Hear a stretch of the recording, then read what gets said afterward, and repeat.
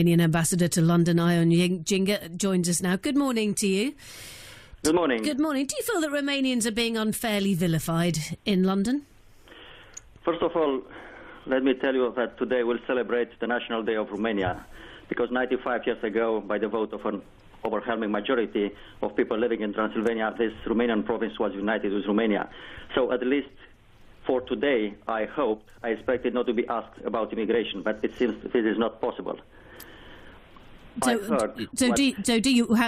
would you answer that question then? Then do you think Romanians are being unfairly targeted, as it were? I was listening to the response given to your question by a councillor from the Westminster City Council, and the lady did not mention Romanians or Bulgarians. It was the reporter who suggested that those people begging are Romanians.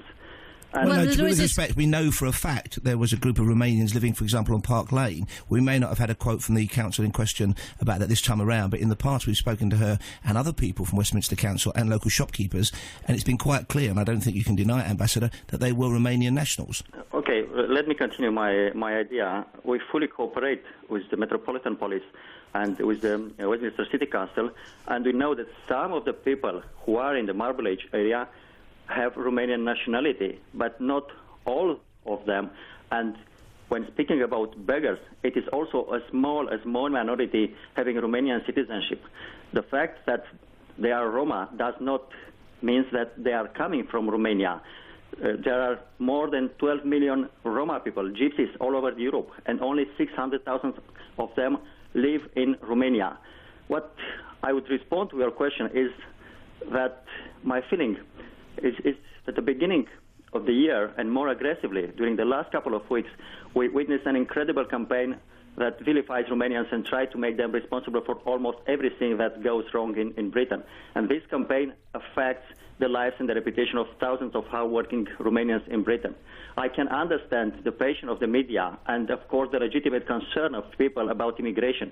But what I cannot understand is the attempts to manipulate the British public opinion.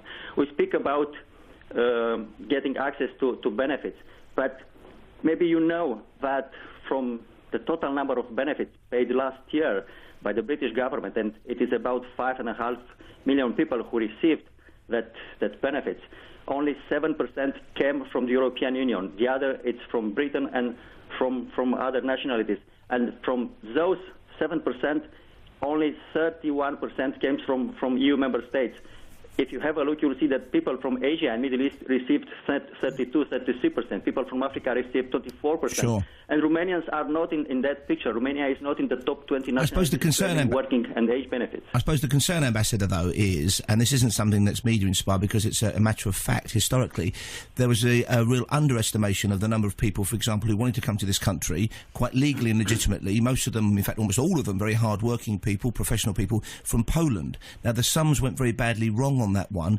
Various governments have acknowledged that, and that put pressure, for example, on school places. And I suppose the other concern is that nobody really has any idea for sure how many people might want to come here, not just from Romania, but from Bulgaria as well. So that is a legitimate concern, surely. Absolutely. I understand this concern, but honestly, I do not believe that an important number of Romanians will come to Britain after 1st of January 2014. And let me explain. As of 1st of January 2007, so 7 years ago, Romanian citizens have been free to exercise their right to free movement. This is a basic principle of the European Union. And by the way, over 14 million EU citizens are residents in another EU country on a stable basis. And more than 1.5 million Britons live in another European country. So coming back to Romanians, all evidence suggests that Britain is not a preferred destination for Romanian migration. In fact, the Romanian community in the UK is significantly smaller than Romanian communities in other EU countries. For instance, we have 1 million Romanians in Spain, 1 million in Italy, 500,000 in France, because of the linguistic and cultural proximity. We have probably 500,000 in Germany because of the geographical proximity. So taking into account the near exhaustion of Romania's potential to export workers, because we are a country with a population of 20 million people and the active population is about 7 million. So if already 3 million people are abroad, that's the maximum capacity to export labor force. That's why I really don't believe that once lifting restrictions, an important number of Romanians will come to Britain. Thank you very much, Romanian Ambassador to London, Ion Jenga, there.